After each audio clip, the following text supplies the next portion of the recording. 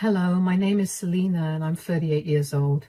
For the last 7 or so years, I've been raising my nephew as my own son, and how that came to be is very sad. We're happier now, but I want to tell you my story. My family has never been a happy subject to talk about. My dad and mom went through a bitter divorce when I was very young, and after that, Dad barely showed up for my older sister Jessie and me. Even when he did, he was rude and condescending. When I grew up, he tried to rebuild his relationship with us, but everything just felt wrong. That only made him more frustrated because in his head, he did his best to raise me, but Jessie and I knew that technically he did nothing. Over the years, we ended up not talking to him at all, and he's a sore subject in our family. I wish I could say that life got easier for Jessie and me, but it really did not. Well, at least not for Jessie. Jessie got married to her college sweetheart and had 2 kids with him, my nephew Liam, who's older, and my niece Riley. They were a happy family for about 8 years, up until Jessie's husband just got up and left one day. No note, no reason, no goodbye, just left. It obviously killed Jessie because she lost her love, and now she had to raise her kids by herself. At this time, I was back in my home state, while Jessie was in the same state where she attended college. My mother couldn't leave her job behind because she had far too many clients to give up, so I decided to fly out to Jessie and live with her. I felt really bad for her, and I thought she'd like the company. I ended up loving her city, so I moved in. I only lived a few blocks away from Jessie, and we had a great time because of that. I got to watch the kids grow, and I got to watch Jessie heal. It was good for about a year or so, and then I began to become aware of something. Jessie's favoritism with her children. Now, for a little context, Liam was a very loud, energetic, and playful boy. When he laughed at something, you couldn't help but smile because it was so infectious. Riley, on the other hand, was a lot calmer and reserved. I don't know to date if that's what contributed to Jessie's dislike of Liam, or if it was the fact that Liam looked a lot like his father. Regardless, she began to treat Liam horribly. Over a few months, I began to notice a drastic shift in Liam's behavior. He went from being loud and playful to being sullen and reserved. I tried my best to cheer him up with all the things he liked, and even tried to get him to talk to me, but he'd refuse. One day, Jessie and the kids came over to my place, like they usually did, to just spend time with me and play around in my backyard, when I noticed that Liam was even more sullen than usual. I tried to keep watch on him and noticed Riley being really aggressive with him. Don't get me wrong, I'm talking about kids that are 10 or 8 years old, respectively, so I expected some rough behavior, but usually Liam always participated in it. This time, Riley was yanking his hair, kicking him, making fun of him, and Liam just stared at her blankly. It was alarming to watch, so I approached Jessie about it. I first related what I noticed when they walked into my house: Liam's tear-stained face. Why was Liam crying? Crying? No, he was not. He was sniffling and his voice was hoarse. His eyelashes are sticky and his eyes are red. He definitely does not have a cold, so he definitely was crying. Why was that? Did you yell at him or something? God knows why that child cries. I think the more appropriate question is, when does that kid not cry? Why are you being so mean to him? You talk to me about being mean to kids when you have some of your own. I know what I'm doing. Are you sure? Because from my point of view, it looks like you're neglecting Liam. Of course I am. That kid is spoiled rotten, and he needs a little neglect to straighten him out. Jessie, that's a horrible way to treat a child. Is that why he's been crying? Because you're neglecting him? And what do you mean by neglect? Stop freaking out. I haven't spoken to him much, and I made him make his own food for 2 days. What? That's not neglect. That's bordering abuse. What is wrong with you? You have no idea how he torments my sweet angel. Is that what this is all about? Your obsession with Riley? What do you mean? Please, you constantly coddle and smother Riley with love, while you usually aren't the same with Liam. And now you're downright ignoring him. Like I said, he's a little brat, and he needs to be knocked down a peg. So if Riley behaved the same way that Liam does, would you treat her the same way you're treating Liam now? God, no. Why not? Because Riley could never be capable of being a brat like Liam. She's the most perfectly behaved child I have ever seen. Are you sure? Because I just saw her purposely trip Liam while they were playing in the yard and then laugh in his face when he cried. So, Liam probably deserved it anyway. Do you not hear how insensitive and rude you sound? That is your child. How can you treat him so differently from his sister? Do you think this is not going to affect him in the long run? Are you questioning my parenting? I'm not only questioning it, I'm also shaming you for your approach to raising them. It's a miracle that they haven't been taken by CPS. You need to stay out of our business. They're in my care. I'm the one who works hard every single day to make sure they have food, clothes, and shelter. I did not come here to have you preach your nonsense to me. Providing them with the basic necessities that they require to live does not make you a good mom. That's it. Kids, grab your things. We're going home. And Selena, I will not be coming here. And I will not let you see my kids until you apologize for calling me a horrible mother. Come on, kids, hurry up.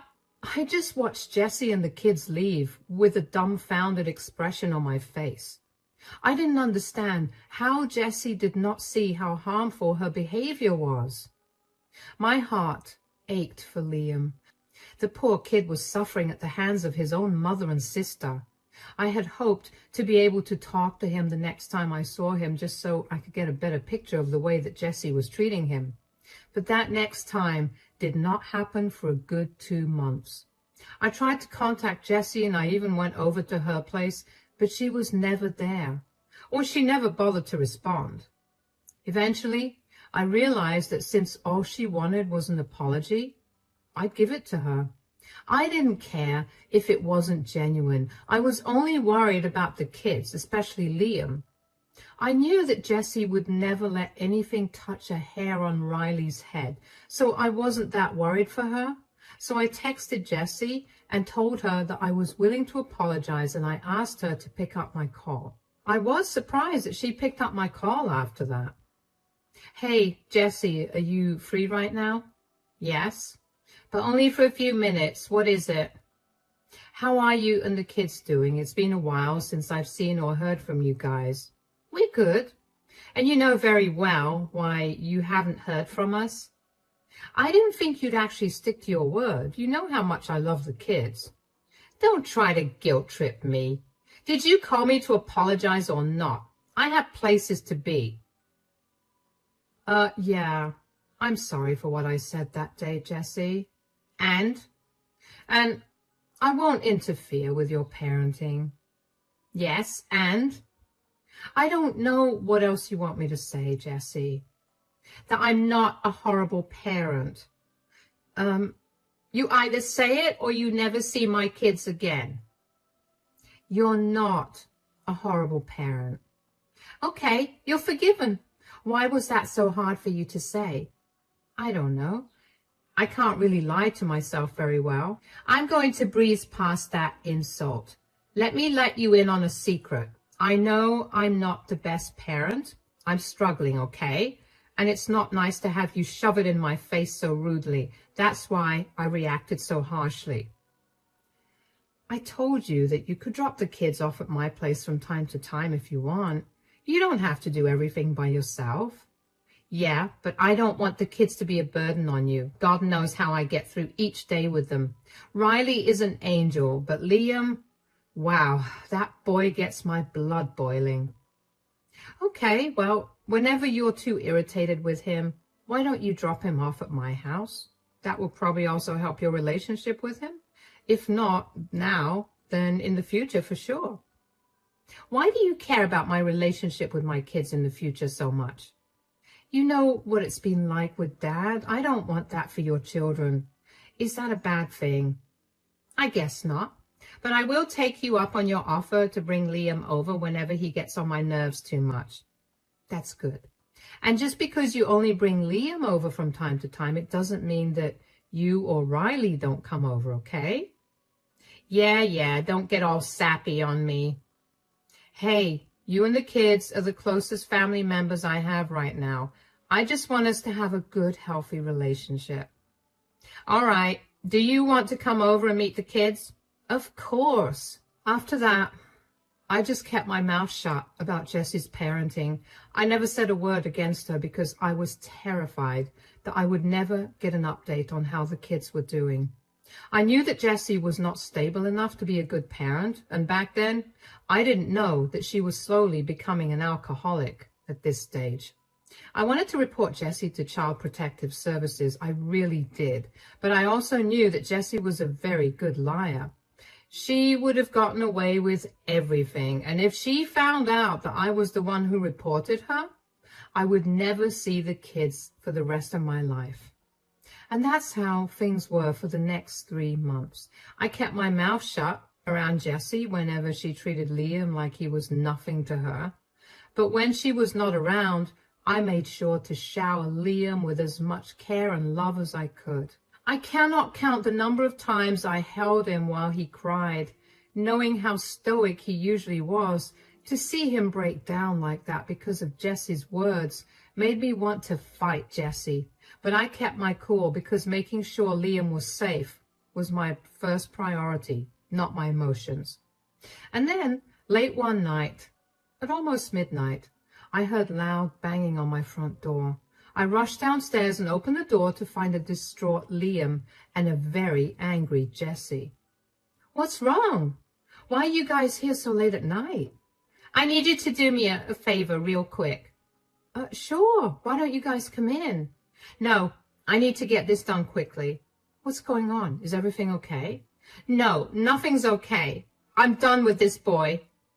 What are you talking about? Do you know what he did to Riley? He lied to her and told her that she would be going to Disneyland. Now she won't stop crying because I told her we weren't. It was just a harmless lie. Kids, especially siblings, do this. You of all people should know that. Whatever. I cannot deal with him. Take him. What? What do you mean? I don't want him living with me anymore. He's not my son. You're saying this all over a small lie? He told Riley. No, this is because of all the things he's done over his life. Jessie, he's a child. I get that you're angry, but you shouldn't treat him like this. You don't get to tell me how to parent my kids. Yes, I do. You're literally standing at my doorstep telling me to take Liam because you got mad at him. I think I can very much tell you what to do.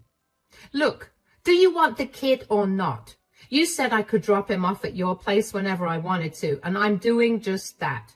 If you don't want him, I'll just put him into foster care system. I'm tired of him and his antics. What is wrong with you? You can't do that. Why don't you come inside and talk to me so you can cool down and think about this rationally? There's no need to think about this rationally. I am making this decision after giving it a lot of thought. Everything this kid does just bugs me. And it's honestly a miracle I haven't smacked him yet. Why did you have kids if you never planned on loving and raising them? Please, I love Riley. She's the sweetest, most amazing child. Liam is an ungrateful brat, and I don't want that kind of energy in my house or around Riley. You know what? Come in, Liam. I'll take care of him and raise him properly. Don't you dare come back to me later on and beg me to give him back to you. You're clearly a horrible parent.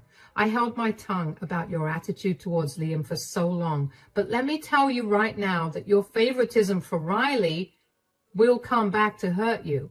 And then you'll have no one to blame but yourself. Spare me the sermon, Selena. Raise this kid for a month and then let's see who goes crying to whom, because I can assure you that I will never come back for him. I couldn't believe that Jessie was abandoning Liam at first.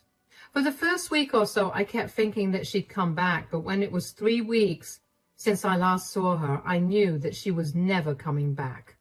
During the first few months after Jessie abandoned Liam, he was inconsolable. While he never expressed his emotions in front of me, there were so many nights when I heard him crying himself to sleep. It broke my heart to hear him, and it only made me angrier that Jessie would leave him like that. The first thing I did when the reality of our situation settled in was to sign Liam up for therapy. I wanted him to safely process all his emotions so that they did not erupt in harmful ways in the future. The next thing I did was search harder for Jessie. She had moved from her old place, so I had no idea where she was. Thankfully, I was able to get in contact with her through a mutual friend. I asked her if she was seriously not coming back, and she said she was. I asked her if she'd be willing to sign away her parental rights and allow me to adopt Liam. The next week, I had the document that she signed to give away her parental rights to me. Even though Liam was sad, he seemed content that I was going to be his guardian. Over the next 7 years, I poured my heart and soul into providing Liam with all the love and luxuries he wanted and needed. I told him I loved him every single day, and I made sure to take some time out of my day to spend with him doing whatever he wanted. I picked up extra hours at work and gradually climbed the corporate ladder until I was eventually earning more than enough to support him, me, and at least 5 more people. Since I had a lot of money to spare after setting some aside for saving, I decided to spoil Liam. I took him on a lot of trips to different countries and sometimes even within the country. We went to Disneyland and Universal Studios, we went to fancy restaurants, and did a bunch of fun and expensive things together. I guess Liam had been posting all of this on his Facebook and Instagram accounts, and Riley happened to notice it. Because one day, out of the blue, Jessie came banging on my door. It took everything in me to not yell at her, but I managed to keep my cool. "What are you doing here?" "You need to give me money." "Excuse me? Why should I?" "Riley has been seeing all of Liam's posts on Facebook and Instagram, and she also wants to go on all those expensive trips you keep taking him on." "So? You expect me to give you money because you can't pay for Riley's things?" "Look, the last few years have been horrible on me. I lost my job and I've been struggling to hold another one down for a while because of stuff." "What stuff? Are you an alcoholic or something?" "Yeah, I'm an alcoholic." "You experience hard times and then talk to me. Don't be judgmental." "I'm sorry, I sounded insensitive, but your alcoholism and lack of money have nothing to do with me. Maybe get clean and then try holding down a job so you can provide for Riley." "Why can't you just give me some money? You make so much and you clearly have no problem spending it on that brat." "First of all, I haven't seen you in 7 years, ever since you left Liam with me. Secondly, Liam is not a brat. The only reason he was so difficult was because you never stopped telling him how his sister was so much better than him. You have no idea what a wonderful person he's become, and I'm not too surprised about it because you've always been shallow." "Fine. I'm sorry, okay? I was going through some things at that time too, and I made some horrible decisions. I'm sorry I did that to you and Liam. Now, give me the money. You are a despicable person. You're not getting a cent out of me." "Are you serious? That's my son. You owe me money to take care of Riley too. How can you treat his sister differently?" "Excuse me? You were the one that pitted them against each other with your blatant favoritism. You were the one who kept Riley away from me because you didn't want to be around Liam. You were the one who abandoned Liam because you loved Riley. You disowned him as your son. You even signed papers about it. He's not your son. He's mine. Leave us alone. I'm his mother. I get to do whatever I want when it comes to him. Some flimsy document is never going to change the fact that I labored for hours to give birth to him. So give me my money. Get out of my face, or I will call the police on you. Stay out of our lives, or I will file a restraining order against you. I'm going to go to court to get you to pay child support for Riley. Go ahead and try. Legally, Liam is my son, not yours. I have no ties to Riley. Not to mention, if the court finds out that you're an alcoholic, they might even take away Riley from your custody. I'll handle myself well. I will get that money out of you. I couldn't believe the sheer audacity that Jessie had to show up at my house unannounced and demand me to give her money. I know I shouldn't have expected any better from the woman who abandoned her 10-year-old son, but when she'd gone no contact with us for 7 years, I had hoped that I'd never have to deal with her again. I also didn't understand how she thought she or Riley were entitled to my money. I felt sorry that Jessie had resorted to alcohol, but at the same time, I worked hard to be where I was, and I was not going to give my money away to someone who was so careless about everything. I didn't think she was serious about taking me to court, but lo and behold, 3 weeks later, I got a summons to court for the next week. When I tell you I flew into a rage, I mean it. So I scoured my city for the best lawyers, and when I found one, I didn't care about the price of their service. I wanted Jessie to regret everything she'd ever done to me and her children. When Jessie tried to argue that I owed her child support, I brought out the adoption papers of Liam that I signed and the papers that Jessie signed that removed her parental rights for him. That was enough to dismiss the case. But I was not done. I brought out the footage from my security camera positioned at my front door, which captured Jessie admitting she was an alcoholic. Jessie tried to deny this, but she was clearly caught saying that on camera. On top of that, when the judge ordered for a breathalyzer test to be conducted on the spot, it showed Jessie's alcohol percentage to be really high. She showed up to court drunk. That was enough to get Child Protective Services involved. They ran a thorough check on Jessie, her house, and Riley. But by this point, I was no longer involved in the case. I briefly talked to Liam about how he'd feel if I took Riley into my custody, but Liam was not comfortable with that. He also pointed out that if Riley stayed with me, then Jessie would frequent our home a lot more, and he was right. So I stayed out of the case. I later on found out that Jessie's home was a filthy mess. Her rent was overdue, and the only reason she was allowed to live in that apartment was because the landlord felt sorry for Riley. When Riley was put on the stand to testify about how Jessie treated her, she revealed Jessie's radical mood swings that scared her senseless. Riley was a shell of her former self. She was very malnourished and had a very bad temper. I didn't know about what happened with the case until Jessie called me. I had blocked her number, so when I picked up the call from an unknown number that had been spamming me, I was not expecting her. Hello? Who's this? You ruined my life. Oh, it's you. How did you figure that one out? You took away my precious Riley from me. I did not do anything at all. You were the one who tried to take me to court. Yeah, and if you just handed me the money, I wouldn't have had to do that, and I wouldn't have lost my Riley. I warned you about it. You still did it. How is it my fault then? You need to fix this. I want my daughter back. Then get your act together. Stop drinking, go to therapy, and be better. I don't want to do all that. It'll take a lot of time. I want my daughter back now. Why are you freaking out so much? Riley is going to be staying with Mom. It's not like she's going to live with some stranger. Yes, and Mom refused to let me come over to her place or meet Riley. She's apparently ashamed of me, and she wants Riley to grow up to be a better person than I am. Well, she's not wrong. No, she is wrong.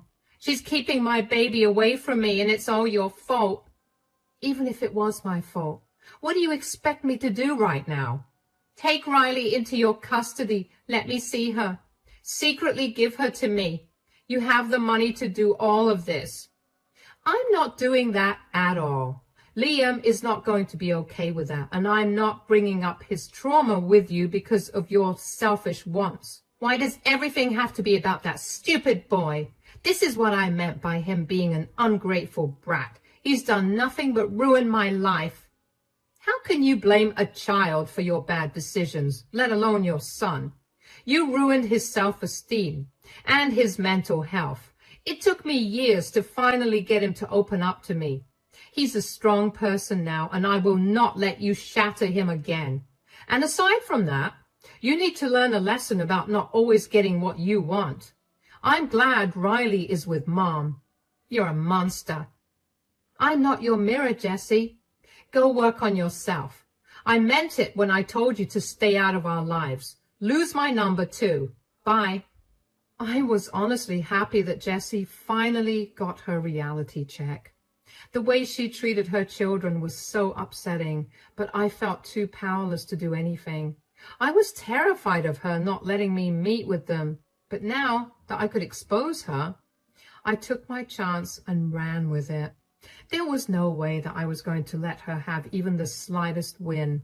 I spoke to my mother a lot after that, and she told me that Riley was very difficult to deal with, but she's making progress.